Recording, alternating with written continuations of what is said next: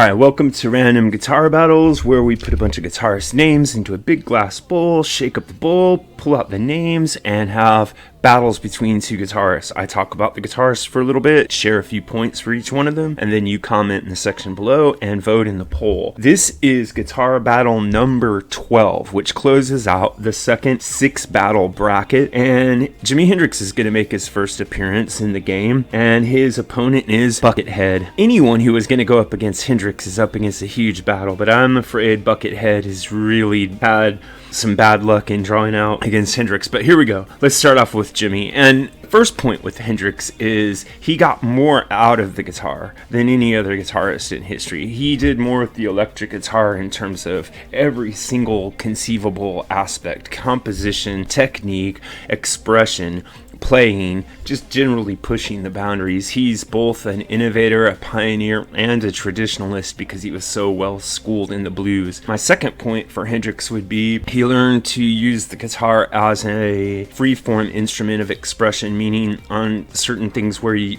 plays with feedback and the Star Spangled Banner, of course, the most famous example of this. He was able to show how he can make music in a previously unimaginable way, and he used this throughout all of his studio albums and all of his live performances, so it wasn't simply a novelty. The third aspect that I would point out for Jimi is that his playing is among the most artistically important in all of 20th century culture. In other words, he's not just a rock musician, he's a great artist outside. At any level, he can compete with painters and sculptors and architects and writers and movie directors. He has that great of a vision. So moving on to Buckethead, the first thing I would say about him is that he's amazingly prolific. I mean, a lot of people drop songs every once in a while, and Buckethead drops albums, and he drops 2 or 3 albums at a time. And if you have the patience and endurance to listen to his material, you can see that he puts quite a bit of energy and care into what he does. Although, because most of his music is, almost all of it is instrumental, it probably flies under the radar for most. He's more like a soundtrack type guy. So my second thing about him would go along with that, with the soundtrack thing. He has such an ear for how the guitar works as an orchestral instrument. But when I say orchestral, I don't mean classical. I just mean he can create a mood, you can tell a story,